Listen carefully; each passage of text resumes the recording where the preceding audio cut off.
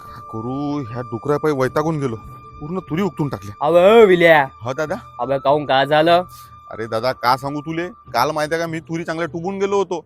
दादा अच पाहतो ना, माहिती का त्या डुकराने माहिती का पूर्ण उपटून ठेवल्या.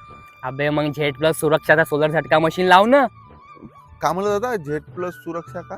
सोलर झटका मशीन ज्यानं जंगली जनावरांपासून त्या पिकाची रक्षा होते.